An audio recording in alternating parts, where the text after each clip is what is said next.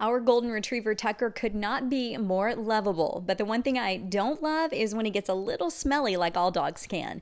Thank goodness we discovered Coat Defense Daily Preventative Powder. This magic powder is a game changer. It acts like a dry shampoo and it keeps his coat clean and dry by eliminating the bacteria that causes odor in the first place.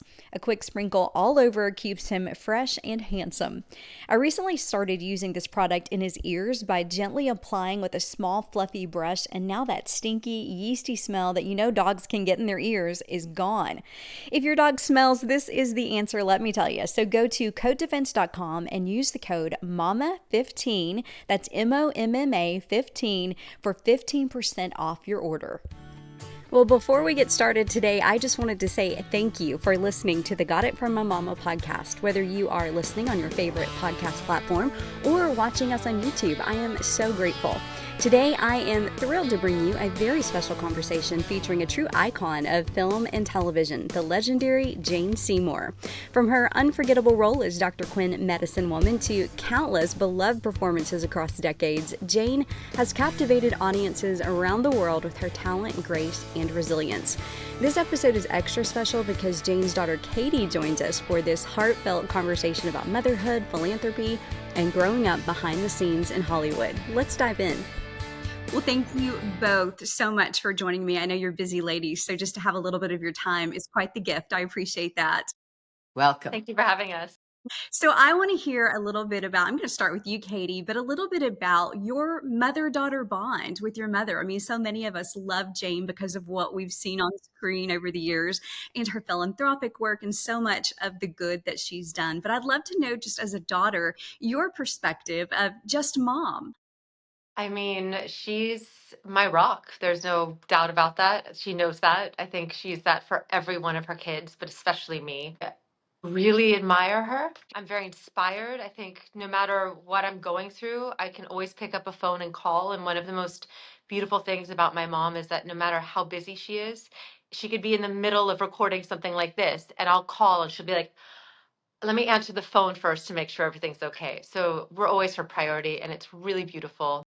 Um, I have felt like, just in terms of the work I do on the philanthropic side, has been such inspiration from my mom, 100%. And I I don't know. I guess there has to be a more specific question because I feel like there's so many ways to answer that.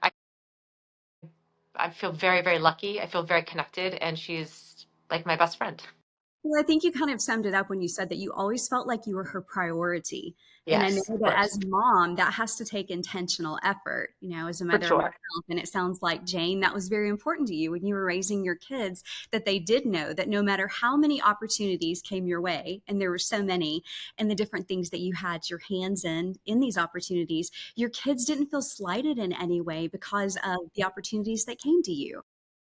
Actually, I took them all over the world. Katie was 3 months old when I took her to, Mhm. at that time, very hard to get to Hungary. We were filming, and I was filming The Phantom of Budapest in Budapest. And I remember, being the first mom, trying to get it all right. I had a very specific kind of formula because I'd breastfed her already, of course, about 3 months. And I had the special kind of diapers and everything, all in these boxes. And when I got to LAX, the boxes broke, and all this formula and diapers and everything were just flying around the airport at the, do not stop zone. No one could even stop. There was just baby stuff fly, and there was only one flight a week. I had no choice. So I grabbed her and our suitcases, and we got onto the airplane. And I kept thinking to myself, well, babies survive in Hungary. They seem to have a population, so there must be something. So Katie actually would be with me, and all my kids have been with me on every movie I was on. But Katie particularly, I remember thinking, well, aren't you supposed to do bedtime? And you're supposed to do this and that. Well, her bedtime was dinner with me after work, listening to gypsy violinists in a restaurant, whilst I fed her a bottle and gave myself some goulash. And then she would be on set. So we have unbelievable photographs of her with Maximilian Schell and Michael York and, Tom Selleck and whoever. So Katie and all the children have seen themselves growing up mostly on set. Yes, I was going to ask Katie if she had some Yeah. fond memories of being on set with your mom. And also just curious, did that just seem so normal to you because it was the lifestyle you grew up in? Being on set wasn't a big deal. Yeah, I mean, I think the reason it felt normal is because we were never like, even though we had so much opportunity and privilege, like we always understood the position of gratitude. I would say some of my most consistent and fondest memories were actually during Dr. Quinn, because that was like her 9 to 5 job, and so we would go in a way before school, and and say it was Halloween. I'd be like, oh, I want to get a scarf put on for something, to go to school for Halloween. And so we'd go with her at work at 6 a.m., go to the makeup studio. They put a scar on our face. Like we always, it was just part of an extended family, which is a really beautiful part of, I mean, just a special part of growing up. Not only was it being on set, it was that the whole set itself and the whole community was such a just expanded family. And then I would do my homework in the trailer after school, or so we felt like it never felt separate. It just felt part of our continuation. We could ride the horses out there, and I was a big horseback rider. And so, I guess those were some of my fondest memories because they were the ones that were most consistent in our life when I was in high school and junior high. Jane, were you able to kind of establish if you're going to ask me to be a part of your project, my kids come along with the deal? Like, Yes, and I have to tell you, I've even now taken Katie's eldest daughter, Willa, at 9 years old. She flew all by herself to Ireland. I even had to But change yeah, airplanes at one point. Never been away from her parents on her own. And somehow or other, instead of a sleepover, it's like go and have a grandmother experience, or we call me Omar, in Ireland. And she just completely, in the first day, somehow just knew where to go, what to do, became friends with all the crew. And it was just magic because it was like I was doing this all over again. But, I didn't want to choose between being an actress and being a mother and being married. I wanted to find a way to do all of it. And obviously there would be a nanny or somebody there because when they say, Jane, we need you to act, I have to drop off anything to do with mothering. But I was just so used to it. I was so used to my kids being with me. And I think also we got to go to some interesting places. So I mean, one time Katie was how old, about 7 or 8 when I took you to Paris. I think he was 4, so you were like 7. oh, okay. And you know how you send, well, how you, one sometimes sends out a photograph of the family for Christmas, like, this is what we look like now. And everyone goes, oh, yeah, done. And you fret over the family picture. Well, I'd gone into Paris to have a fittings. I was playing Marie Antoinette in this 6-hour thing. And then I got this call and they said, in your photograph, it turns out that your son, Sean, is a clone of the Dauphin of France. Can we have him be in the movie? And I said, he's a kid. He doesn't even know anything about movies. I said, but he will be there. And then they did a double take. Said, wait a minute, we need Katie as well because she's exactly the right age. And the Dauphine, the sister, had red hair. All we have to do is curl it, and she's a dead ringer. So the next thing I know, not only are they there, I was just thinking about today how insane. I put them in French school in Paris. Okay. They do not speak or have ever heard a word of French.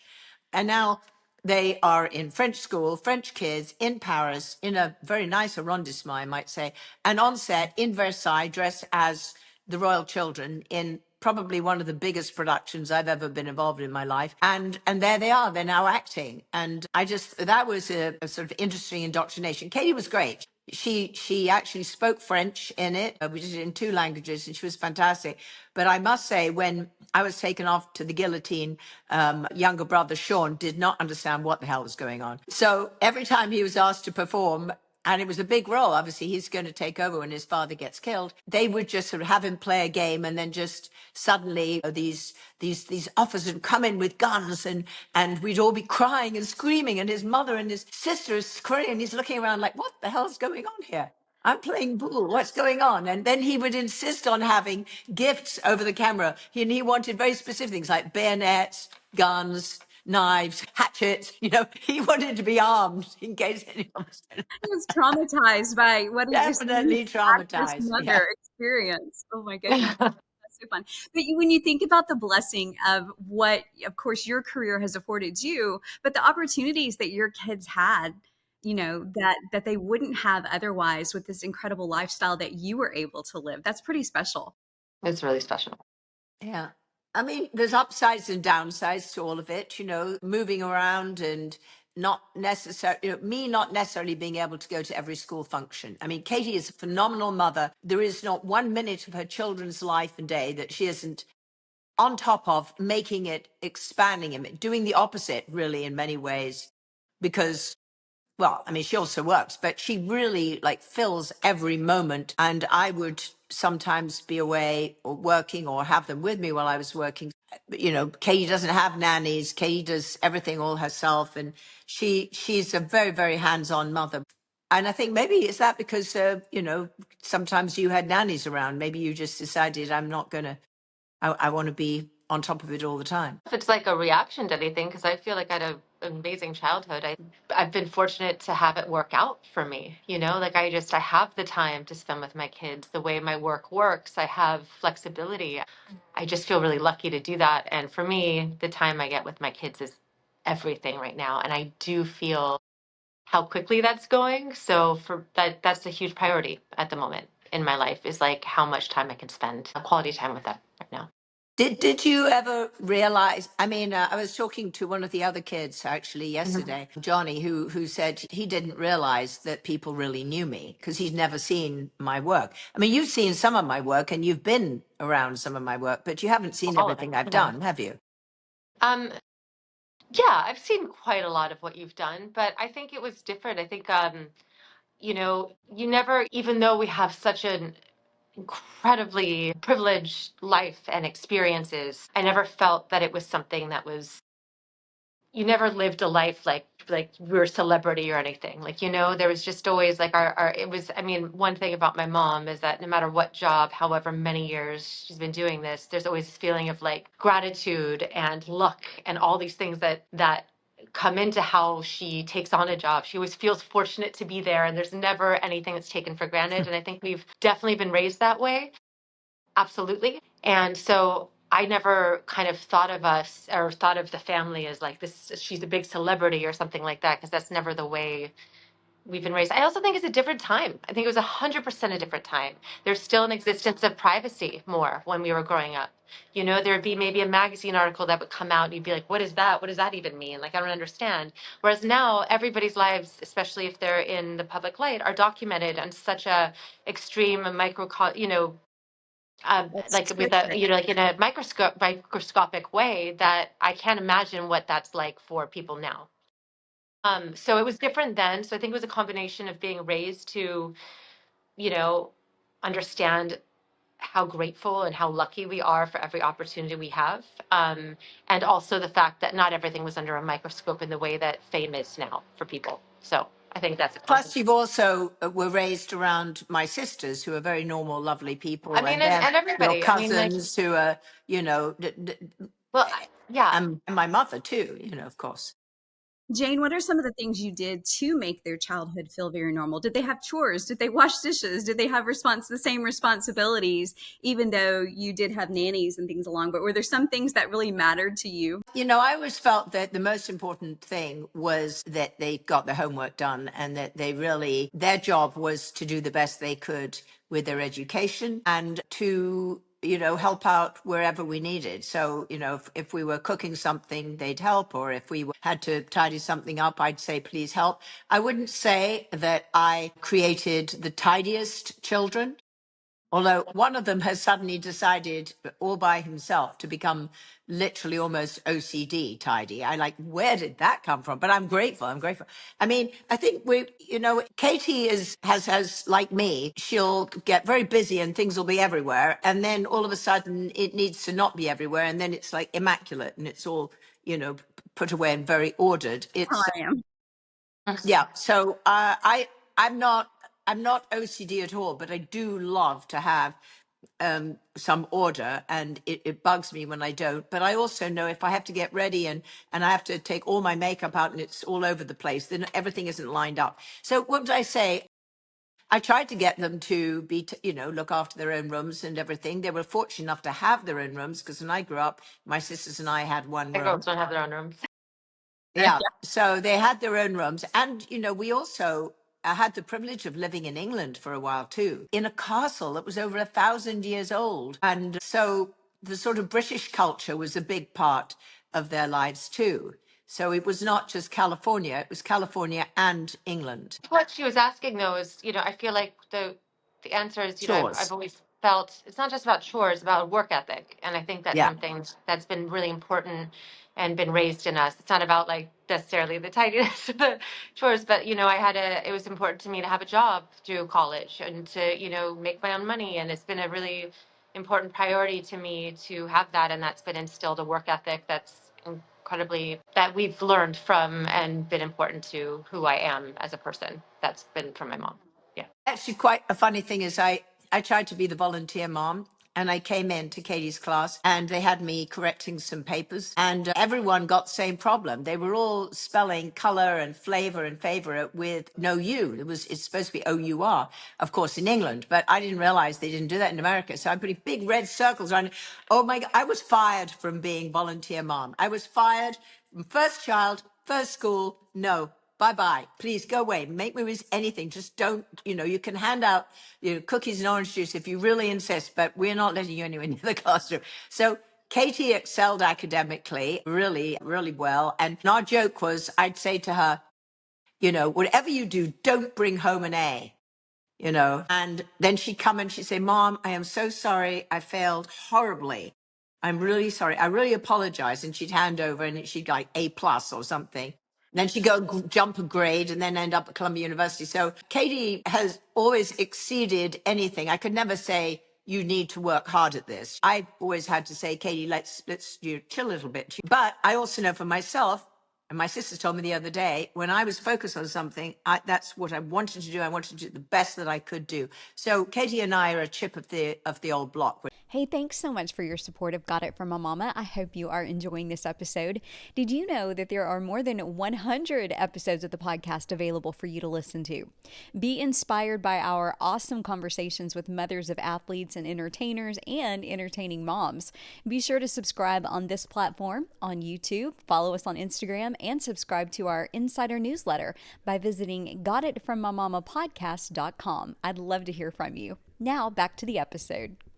I was just thinking about that some of that determined and passion came from her mom, for sure. When you think about your story of a girl who was determined to dance despite flat feet, was determined to be an actress despite a speech impediment. Some of those things, it sounds like naturally, Katie also is one to be determined, to be a hard worker. You mentioned that work ethic as well. Yeah. Take me back to your childhood a little bit, Jane. You did grow up in London, near Wimbledon, right? Well, actually, we grew up originally, yes, I grew up in the not so smart part of Wimbledon in a tiny house. And then when I was about 10 or 11, we moved to a bigger house in Wimbledon, near Wimbledon, part of Wimbledon. And then when I was 13, we moved to Hillingdon, Middlesex, which is where my father was a doctor. And that's near the airport. It was a lovely house, beautiful backyard. It was really nice. But we were quite far away from London. We were what they call the Green Belt. And airplanes flew over us every day. Growing up was my father, like me, was gone 3 weekends out of 4.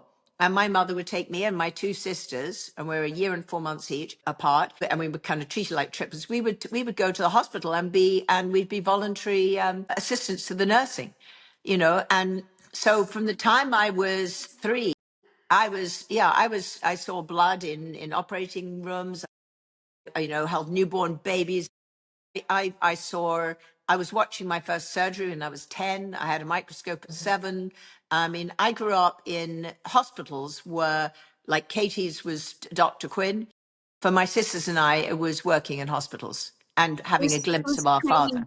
For Dr. Quinn, your role is Dr. Quinn, right? Very much so. My father had just passed, and I always said to him, because he was not religious, not remotely, and I said, well, if you're by any chance wrong, will you give me a little haunting? Well, after he died, my life kind of fell apart with divorce and financial stuff and everything. And literally like a gift from heaven came this script, Dr. Quinn. And I kept thinking, wait a minute, is this a little haunting? Because my father was a doctor. I went west, let's face it. I went very far west. I was, raised as a doctor's daughter. And I used to watch surgery. On top of that, people don't know this, but he used to take me to the Medical History Museum in London called the Wellcome Museum. So I considered it a little haunting. And every day I went on that set, I'd look up and I'd say, told you.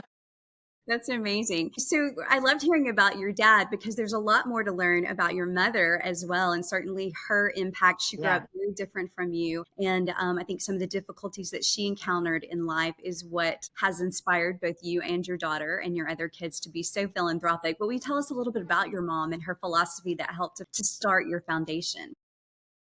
Well, my mother grew up in Holland. Her father was a chief of police in a smaller town called Deventer. And her mother had a mental illness. And so she didn't have a mother when she really needed a mother. And so she was growing up with a very Victorian father.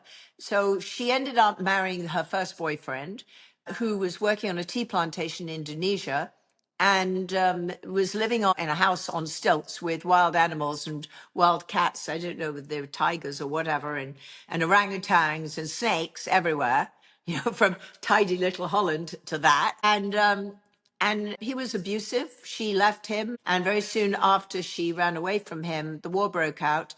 And she could have gotten away, but they never imagined it would be like it was. And her best friend was pregnant and couldn't go. And so she stayed. And she ended up 3.5 years in what they call an internment camp. But basically, they were starved. They were tortured to some degree. Some women were used as sex slaves, comfort women for Japanese commandants. Not much, public don't know as much about those camps. But she had a little bit of Red Cross training, and so she used her knowledge to always help others. And really, what I learned from this, because I couldn't get out of her what happened, she kind of closed down about what happened in the war. But much later on, when I was in a movie called War and Remembrance, and she came out to Auschwitz in the middle of the night, 3 a.m, we're doing the selection process scene, and it's very real. We even had real survivors there playing extras. She turned to me and said, "I'm ready to go back." And I went to the hotel, go London, what? And she said, "No, back to the camps. I want to see where I was." And so I actually had the opportunity to take my mother, one of my sisters and my father to Indonesia, and we found 2 out of the 3 camps. And from there came the philosophy. Wept, processed all these horrors. Some of it came out. We found 2 of the places out of the 3 that she'd actually been in. They didn't even painted the walls since, everything. And all her story came out. And I said to her, "Mummy, what's important in life, And she just said, "Darling," and I wanted to know her story. She said, "Darling, everyone in life has challenges." In other words, she diminished completely anything she'd been through. It was not of any importance. And she never complained about being ill, never complained about the war, never complained about anything. She just kept going. And she said, "Darling, in life, everyone has challenges. And the hardest thing to do is to accept. That's what you have to do. And once you can accept," you said, "you need to open your heart and reach out in some way to help someone else. And when you do that, you have purpose." And she said, "That's the key. If you have purpose, then you can do another day, however dire the circumstances are, because you're needed. You maybe listened to someone, or you nursed someone, or you stroked someone, or you cared about someone. Whatever it is that you can do. But there's always someone worse off than you, and you don't have to look very far. And if you've been through something that you identify someone else is starting that journey of, you can make yourself available to help them." And that's really where the whole Open Hearts comes from. I was actually asked by American Heart Association and California Pistachios to do a thing about women's heart health. And when I was doing it, when I did a sort of picture of the heart, I didn't close it off. And I thought, gosh, that reminds me of Mummy, and keeping your heart open so you can give and receive love, so you can have purpose, so that you can connect with humanity. And then 9/11 happened, and I saw everyone closing their hearts off and just saying, "I'm this, you're that, you're wrong," which, of course, we see all the time, sadly, in history, especially now. And I just thought, I want to be part of a movement that encourages all different types of cultures and faiths and whatever, it doesn't really matter, to walk the walk of opening their heart, being of service, and helping someone another just because they can. And having that feed their own soul and give them the chance to feel good about themselves. And when you feel good about yourself, you attract love. Yeah, that's amazing. And so that's really kind of what happened with open hearts. And I did this little squiggle. I thought, what happens if the heart's open but it attaches to another heart? It became a squiggle, then it became a necklace, which I made for myself, when I did Dancing with the Stars, never thought anything of it other than I wanted to touch and feel it and remind me of my mother, who was at that time had a stroke and whose favorite show was Dancing with the Stars. And I just thought, I'm just going to wear this little talisman for myself. And the next thing you know, I randomly find myself bumping into the people of Kay Jewelers who say, "What's that?" I explain, and they said, and I said, they said, they want to do something with it. And I said, on the condition that there is a philanthropic angle to it. And they said, well, you have to do that separately, but we can donate money to it, which I did. And that's the Open Hearts Foundation. We've been going now for 15 years. Amazing. And now we have Katie as part of the second generation of Open Hearts, and she's very involved with the whole volunteer. Will you tell us what you're doing with it, Katie? Katie, I wanted to ask you, were you privileged to know your grandmother? Yes, absolutely. Wonderful. But she was 92 years old, which, considering when she was 7 years old, she had something wrong with the kidney and was removed.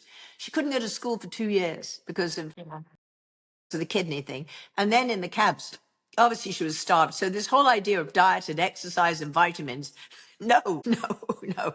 My mother didn't have any of those. I mean, she was lucky if she caught a flying ant and that was the only protein she had. So, everyone worrying about what we do, and she just exuberantly lived life, and we didn't have much. The house was always open to people. We would always, if suddenly 14 people or 20 people showed up, what we were going to have for dinner became what we call a rice tafel or a rice dish or a pasta or something. It always kind of grew. And it's really funny because I do that, my sisters do that, the cousins do that, Katie does that. All of us, it's like passed on from my mother. That's another byproduct. Is Gonna say, yeah, that's definitely how I remember Oma Mika. I mean, there's so many ways I do, but one of them was just in her house, in her kitchen, and everyone gathered in there, and it was always just like plates of cheese. It was just such a big community in a small environment of just like always people coming in and out when we would go to her house in her home, and it was just that was just the constant giving, and community was such a big part of how I remember Oma Mika for sure. So, through the Open Hearts Foundation, you guys have been able to help dozens, if not hundreds, of nonprofits be able to grow and exceed. And then your extension, specifically, Katie, is an effort for volunteerism. Can you tell me a little bit more about that part? Yeah, so where I am in my life, I guess you could say, is that there's a lot of people who don't necessarily have the extra funds at this moment to donate to different causes in the way, or go to the fundraisers, but because we're putting our kids through college, we have the next things that are coming up for us, but we do have the energy, we have time, we have skill sets, we have the passion, and I just felt that it was really important to have a branch of that for the Open Hearts Foundation. So in raising money for these organizations, how also can we help them on the ground a bit more? And so that's when I started the volunteer portion of that. And then what I do in my community in Venice is it's called the Beehive, and it's basically geared towards kids activism group in a sense. Mm. And so what I realized also is in the time that I did have to volunteer, I also wanted my kids to be part of that as well, and how important it is for us to participate in our community in whatever way that we can, and just teach our kids how we can be involved, and that, we're all part of this together. And so it was really hard to find opportunities that were family friendly. And so I started making my own originally for the kids. So we would, build lunches or care packages and go in our community. I live in Venice, and kind of create our own opportunities that way to help people in need. And then other people would join. And then we've decided that what we would do is turn this into a club. And now it's called the Beehive Venice. And it's a kids activism club where they learn about different causes, and they participate in volunteerism, learn how to write letters, and learn how to be, outspoken and participants, and understand how they can be of service. And it's really fun because more than anything, it's such a range of ages in our group, but it's really about building community around giving back. And I think right now more than ever, it's really hard to not get lost in some of the despair. So I think with our kids right now, we just have to come from a place of like how are our little of like just again sort of like there's always someone in a more challenging situation. How can we use who we are and our skills to help improve even our community, and just bond and make friendships around that. So there's a long-winded version of it, but I also have been working on an app that is sort of the structure of a dating app, but it's really just in terms of the structure, but it's matching people who are looking for opportunities with their unique skill sets to organizations that actually need those specific skill sets. So, That you sounds know, amazing. yeah, so that's what we've been working on for a while, and that's something that's really important to me that I'm trying to keep building. So it's like, say it's a really good opportunity for organizations that don't necessarily have a lot of the funding to advertise, Mhm. but are looking for participants and people to volunteer with them. So what you would do is you put in your profile, I have this many hours in a week. Say it's someone who's a web designer. I'm a web designer. I care about, let's say the prison system, right? Or the women's prison, it could be any of these things. And so someone gets matched to an organization like A New Way of Life, where they need someone to help build websites for the women coming out of the system to enter the job force. And so you're really matched to what your purpose is, what your skill sets are, and what your passions are. And it's like it's built in the way it's like a dating app is built into sort of the swiping technology of being Okay. matched to your, what works for you. I guess I'm not articulating it as well, but that's No, I think that another sounds part that I'm working on. amazing. And I loved how you said that, maybe in this economy right now, not everyone has the checkbook to write from, but we all have Mhm. time and our We do. hearts to give to help other people. So and a lot And of we all have people there. skills we don't know about. That's the other thing is that we all have skills that we don't know how useful they actually are. Like,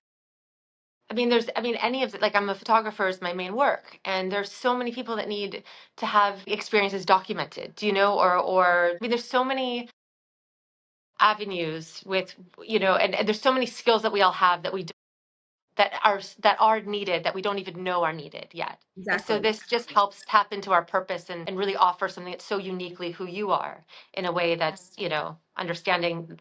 Yeah, that's kind of the point Yeah, of it. that's pretty amazing.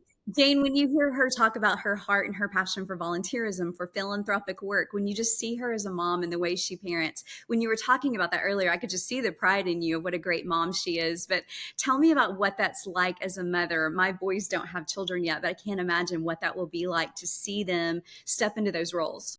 It's absolute magic. It's absolute magic because she has a far better education than I ever had. She has amazing skill sets. She has a passion for it.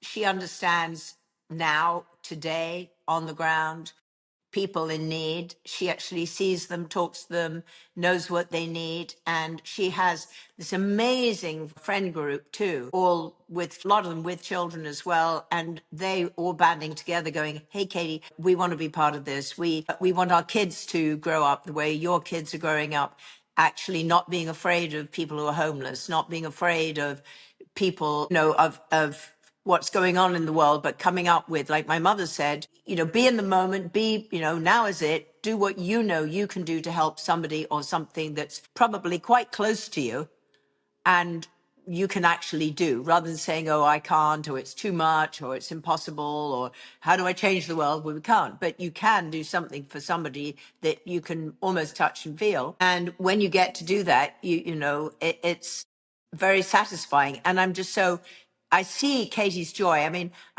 she has, of course, an amazing joy when she sells her amazing art and people love it and they get passionate about it. And when she goes on her road trips and goes or does her photography, I mean, that is clearly her passion, as are her children. But when I see her put all of that together and use it to make a difference in the world, I just see her ignite, and it makes me so proud. I can only imagine for sure. So, and one of the things I was hoping that you might do as well, Jane, and Katie, you might speak into this as well, although you're so young, but I mean, before you know it, you'll have the empty nest too, but just kind of as women aging, getting older. And one of the things I love about your story, you did not receive the Dr. Quinn till were you 40? 40. And then you got a whole other series. I can't think of the name of it right now, but the series that Harry you received. Wild? Yes, Harry Wild. Yes. And you were 70. I And just know. I've broken all the rules all along. If you have flat feet and a speech impediment, you're definitely not going to dance at the Covent Garden with the Kirov Ballet and become an actress that pronounces her R's the American way and fools Americans. And you definitely don't get your own series, 1 hour series on national television at 40. Nobody did. Nobody was interested in that kind of material. It's still playing in 98 countries. We're trying to bring it back. Wow. And who knows, cross your fingers, and plays everywhere. And to get a series, a really good series of my own at 70 was unheard of. And I'm starting my 5th season. Wow. I mean, like, how did that happen? Anyway, I'm very grateful, but I always have. You see, my father never told me that girls can't do this, girls can't do that. He was a great believer in women. He was a big supporter of midwives. You know, I think he taught women doctors. He just really thought the women were extraordinary. And so I never had anything that said, "Oh, you can't do this because you're a woman." But you know, and later on in life, I realized actually it is easier for men to do a lot of these things. And, you know, there are ways you have to handle this, and you have to figure out how and what you're prepared to do or not prepared to do, etc. But I love trying new things. You know, I'm not afraid to try it. I'm not afraid to fail. Okay. I think that's the difference, because I think a lot of people never start because they already see failure before they start. And it's actually something very much from my culture in England, which is like, who do you think you are? You know, why do you think you can be this? You know, well, I don't know. I mean, somebody can try it. Why not? Yeah. Why can't it? But that's not what most people do. Okay, well, maybe, I don't know, I'll try. And then when it succeeds, they say, well, why you? And I go, because I actually tried. Pretty simple. But I do fail. Trust me, I fail a lot. You know, I think, like my mother, it's, you know, when something doesn't work out, you go, ouch. Well, that was, you know, it was not a waste of time. I learned from it. Next. And I think the word next is something I see in Katie. I think I got it from my mother. I think, you know, it's whatever it is, you know, if it's a tough time in any kind of relationship you have in your life, or, you know, stuff that goes on in the world, you don't live in the past, and you try to get out of a circle of story that tells you there's nothing you can do, you can't do it, you'll fail.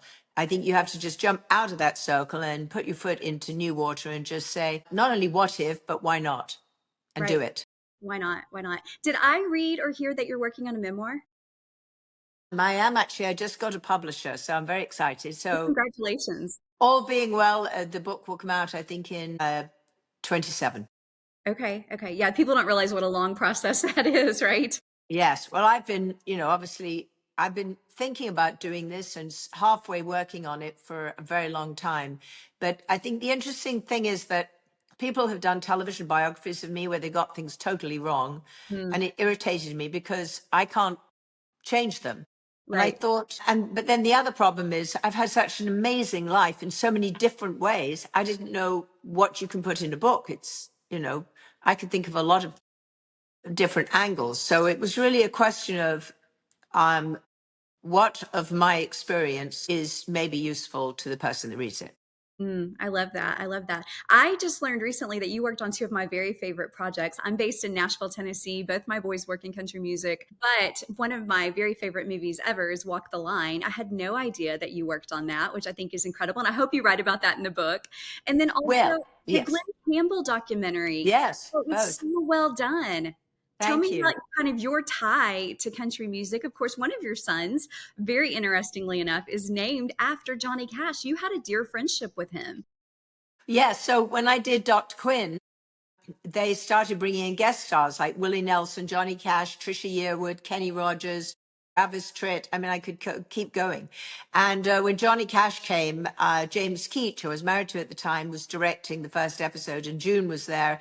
And he had a tough time. He'd had some surgery, and he was, in a lot of pain. He came out brilliantly in the movie. And I think Johnny and June and James and I became friends, and they turned to us and they said, Jane, James, someone's going to make a story in my life and they don't know what it is. We don't trust anybody, and they trusted us. I mean, complete strangers, brand new people in their lives. Wow. We worked on that for 11 years. We became very close friends with them. I mean, I was lying in bed with Carlene in our PJs, of course, Carlene, June, me, and James, when Johnny was in an intensive care at one point. watching Cabaret. I can't even begin to tell you all the stories, but June and I totally bonded immediately. We used to get fits of giggles, and she'd tell me all her secrets. She said, "Don't you go telling Johnny this," and then she'd tell me everything. And then apparently Johnny would tell James stuff, and we'd be living at the house for a while there, and we'd have a room there, and we'd wait, and we'd be there in this four-poster bed, and James and I would turn to one of those and said, "I can't tell you this, but," and then we go. So when we made Walk the Line, I sadly did not get a credit for it, which, I'm sad about it. It would have been nice. And I was only given exec producer or something on Glenn Campbell, but I was there for the whole thing. Helped make all of these things happen. And I was very proud, and I'm very proud of both projects. So, and we became very close with both families still to this day. I see John Carter Cash all the time. The Campbells became like best friends. We pretty much filmed a lot of that documentary was shot here in the house. And when the Grammys, I was the one that knew Paul McCartney from Live and Let Die, and I was the one that knew Bruce Springsteen from before he was Bruce, and knew about the connection there with Alzheimer's. So I'm very proud of those two projects. And I did not grow up with country music, so for me, this was it's like walking on the moon. I knew nothing about country music. I grew up with Tchaikovsky and Puccini and Vivaldi and classical music and ballet. I think that's why I was so surprised to hear that you played such a big role in getting those projects done. So, and you actually have a pretty good country accent there when you broke into Johnny. Oh, actually, that's true. Well, was it June? Jane, I remember one time we were shooting Dr. Quinn, and June, they were in it 3 times. She said, "Jane," it was 3 a.m, and we were in a pigsty, and we were waiting for the lights to be set. She said, "Jane, I'm too old and too rich and too famous to be doing this." And I said, "Sadly, June, I'm not." We used to laugh. And to speed up the lighting process, we get Johnny to go inside the little cabin with this little dinky little guitar, and he'd start serenading the crew while they were putting the lights up. So everyone stopped yapping to one another, and suddenly things happen fast. I've got endless stories about Johnny and June. What a gift to be part of that Nashville world. I love Nashville too. My Johnny lived in Nashville for 4 years. Yes. A Did you lot ever of get to go Nashville to a friends. beautiful home on the lake in Hendersonville? I don't know if you were ever there. Yes, it burnt down. Yes, it did. I have it filmed. I filmed it for Walk the Line. I have the footage. Wow. Yeah. Yeah, that's pretty Of special. everything that was in it, because I thought if we're shooting this, we will need to know what it looked like. I have footage of Johnny Cash singing his last album, sitting in his kitchen on a rocking chair or a lazy boy, basically, with little Johnny, who was at that point 2 years old, nestled in his arms and not moving for 45 minutes, listening to Johnny sing to his own music. That's special. Imagine. Wow. Yeah, those are treasures for Where's sure. that video? I want to see that. Absolute magic. Where is it? How do we see it? I have it, darling. I have it. Okay, I've got okay. it downloaded in Dropbox. But the amazing thing is, then Johnny eventually climbed off. He didn't know this man, and and he was not well at that time. And most kids wouldn't want to snuggle up to a man who's older, who's maybe perspiring or not feeling good or whatever. And then Johnny turned to us, and actually on camera, he just said, and he didn't know we were filming. I was sneaky filming it, and then of course he realized I was filming. He said, "That boy just ministered to me." How special. Yeah. And then June took the twins, both of them, out when they were 2 or something. They had no idea what was going into. They had this garden of bells, which is where all their family would ring the bell. And she blessed them because she was they were very religious. And she blessed them. She baptized them right there with the bells. And all the boys wanted to do was make a noise with the bell. They didn't quite get, about God and blessings and the rest of it. But, I've got all this. It's magic. It is. Well, thank you, ladies, for your time. I appreciate you both so much. And your bond is very special. I love the philanthropic work, the way that you guys have taken all the blessings that you've been given and give back. I think that's really a special thing. And I love that it's been handed down from your mother, Jane, through Jane, now you. And then I'm sure your girls, Katie, are going to have that same heart and spirit. And I bet you already see it in them. They do. They're such sweet girls. It's important to them too, for real. Yeah, and that's So one thing that I think I would leave with today is I think that as moms, we need to be intentional about getting our kids out of the little bubble that they live in. I know my Exactly. kids are growing up very different than I did. And so it was very important to me to expose them when they were young to things that weren't part of their life, but they needed to see the realities of things. And so I love that you have taken that to a whole nother level, Katie. That's pretty awesome. So, Thanks. well, thank you both. Jane, I will tell you, I was So at lunch with girlfriends yesterday, and I told them I had the opportunity to interview you today. And one of them said, "Oh, I have one of her necklaces. I got it years ago." And then another friend said, and this made me laugh so much, she said, "I just want to know if crepe erase works." It does. I It use does. it. Katie uses it Swear to as God, well. I use it. I'm not. I mean, honestly, I've gifted it to like my kids' teachers who have been like, "I want this." I'm like, "Okay, great." I mean, it's like it does work. Listen, I'm 43, but I still have time for it to. But at this point, I use it religiously. I do, for real. And also, we've now got supplements, and they work brilliantly too, which Oh, is great. We nice. have vitamin supplements, so health from the inside out. Katie is a very, very health conscious. She's an amazing cook, and she really understands nutrition. And she raised her children with really fantastic nutrition. I think that's something that isn't really taught to kids. They go to school, and I mean, at first you used to give them kale muffins to take to school. I said, very soon they'll have Oreos in their hands. They'll be trading them for Twinkies or something, whatever they're Yeah. called. But I do. no, That's fine too. It's all yeah, balanced. but everyone's a balance. But it is interesting, it's all these generations, and I'm very excited. And now my children having the grandchildren, I just love it. I think being a grandmother has actually made me younger I love I that. mean, because I she is want to the jump off the honestly, she's the boat and funnest swim with them. grandma. My kids Yeah. love spending time with her, like beyond. It's just so fun. A lot And of they times she and has way they more energy than I do, so I don't know. Well, they love the things that Katie didn't Please. want to do. They love fashion. They love dance. They love all the things I tried to get Katie to do. They've kind of jumped past, and they go, "No, we're with Omar. We're going to try on her clothes while they fit and her shoes." But I do love that. That'd be a fun closet to get into. Yeah, they love that for sure. That's so Thank funny. you, ladies. It was a pleasure to meet you both, and I appreciate it. And we'll hopefully be able to talk again sometime. Thank you. Thank you so Thank much. you. You did it. Okay, have a nice day. Thank you.